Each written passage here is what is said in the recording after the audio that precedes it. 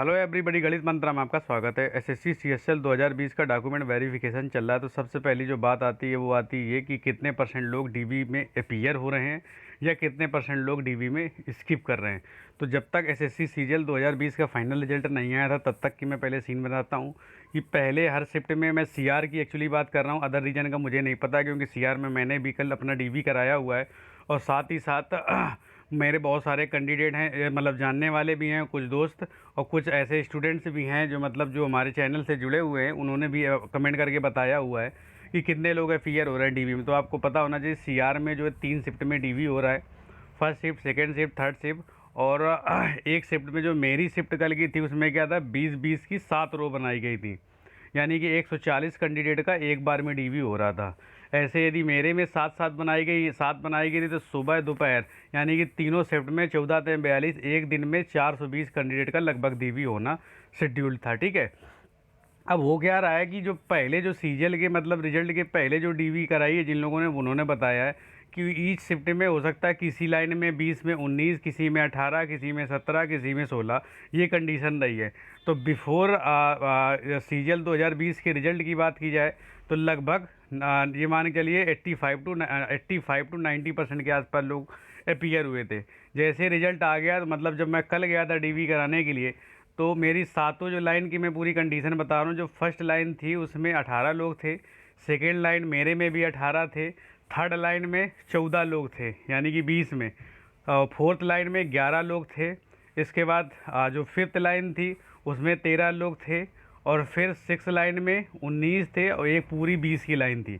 मतलब ये overall process रहा। ऐसे ही सुबह भी मैं, क्योंकि सुबह पहुंच गया था जल्दी, तो सुबह वाले भी मैंने देखा था, ऊपर वहीं बैठा था जहाँ पर डीवी होती है तो वहाँ भी ऐसा ही सिस्टम रहा है। मतलब ये मान के चलिए कि लगभग यदि डीवी प्रेजेंटी की बात की जाए तो 75% टू 80% के आसपास लोग डीवी में अपीयर हो रहे हैं। अब मैं ऐसा क्यों कह रहा हूँ, हमने तो नंबर बताएं, प्रॉब्लम क्या हो रही है, कुछ बैक डेट वाले, यदि आपका डीवी स्किप हो जा रहा है, किसी कारण छूट जा रहा है, तो आप अगले दिन जाके अपनी डीवी करवा सकते हैं। ये एक तो एसएससी ने बढ़िया खासी सुविधा दे दी है, क्योंकि कल जो है बैक डेट वाले बहुत सारे कैंडिडेट जो है डीवी में बैठे हुए थे, यानी कि उनका कल छूट, मतलब पिछले दिनों में छूट गया था तो कल आके डीवी करा रहे थे।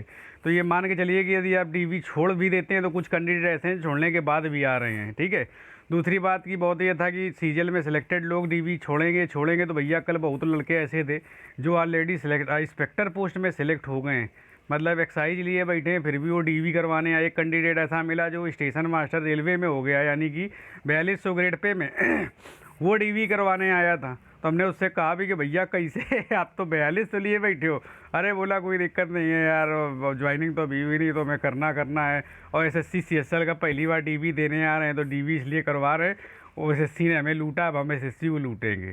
तो ये हाल थे भैया डीवी के।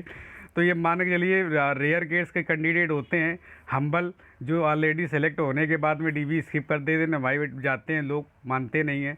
फिर भी मैं अभी भी रिक्वेस्ट करूंगा ये वीडियो जो लोग देखें, कृपया करके यदि आप हायर ग्रेड पे सिलेक्टेड है, 2800, 4200, 4600 पिछले साल वाले में, 20 वाले में, 19 वाले में, 18 वाले में, तो कृपया करके आप सीएसएल की डीवी को स्किप करें। ठीक, दूसरी बात आती है कास्ट सर्टिफिकेट की। ओबीसी का मेरा कैटेगरी आती है, तो किस डेट से मांगते हैं, तो भैया इन्होंने मांगा था शायद 17 दिसंबर 2017 से और दिसंबर 2020 के बीच का आपका होना चाहिए। ठीक है, इस बीच में यदि आपका कास्ट सर्टिफिकेट है, ओबीसी की मैं बात कर रहा हूँ, तो वो एक्सेप्ट कर ले रहे थे। इसके पहले का, इसके बाद का है तो आपको प्रोविजनल दे दिया जाता है, यानी कि वहाँ से एक आपको फॉर्म दिया जाएगा जिसमें आपको पूरी डिटेल देनी पड़ेगी कि ये मेरा नाम ये है, मेरा रोल नंबर ये है, मैं इस जो सीएसएल का फॉर्म आया इस डेट्स के बाद का मेरे पास है, तो मुझे कृपया प्रोविजनल एक्सेप्ट किया जाए, ये कंडीशन दी जाती है। शपथ पत्र एक तो आपसे बनवा लेते हैं और कोई दिक्कत नहीं है तो इसमें कोई डरने की ज़रूरत नहीं है।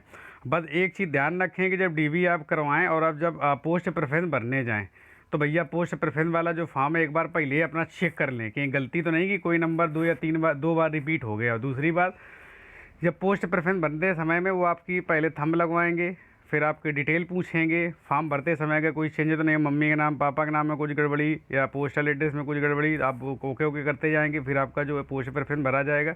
इसके बाद में आपकी फ़ोटो ली जाएगी और आपको एक प्रिंट दे दिया जाएगा। ठीक, तो उस प्रिंट को आप सावधानी से चेक करें। मतलब क्या हो रहा था कल जो है कि सीआर में जल्दी जल्दी में डीवी हो रही है बहुत तेज़ी के साथ में, तो किसी के साथ में पता चला उसका बोर्ड चेंज कर डाला, सीबीएसई वाले को आईसीएसई मार दिया, और पता चला सब्जेक्ट किसी ने कंप्यूटर से किया था तो उसको इंग्लिश झोंक दिया। तो ये भैया आप ज़रूर चेक कर लें कि जल्दबाजी में यदि आपके साथ गलत हो गया तो इनका कुछ नहीं जाने वाला है। आप जो फाइनल डीवी डिपार्टमेंट में करवाने जाएंगे ना जब ज्वाइनिंग के समय पे, तो ये मान के चलिए वहाँ आपको दिक्कत होगी। तो जो उसमें ये नहीं, वो तो आपसे बोलेंगे कि बस टिक मारना टिक मारना, तो आप टिक मारना मारें, मतलब आप पढ़ के ही टिक मारेंगे। कोई डिटेल ऐसी तो नहीं है जो आपकी गलत हो रही हो, मतलब उन्होंने गलत कर दिया और आप टिक मार गए। टिक मारने का मतलब है कि जो आप पढ़ रहे हैं वो बिल्कुल 100% सही है, ठीक है।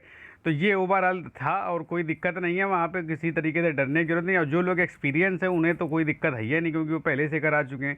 जो लोग फर्स्ट टाइम जा रहे हैं तो भाई वो बिल्कुल, आप बिल्कुल मत परेशान हो, आराम से जाओ, वहाँ कोई डरने का माहौल नहीं है। आराम से जाओ, आराम से बैठो, बस टाइम आपको लगेगा कि ये बहुत धीरे धीरे डीवी कराते हैं कि पता चला आपका सेकंड शिफ्ट में है तो पहले वाले बैठे होंगे और आपको भेज दिया जाएगा, बैठो वहीं पे।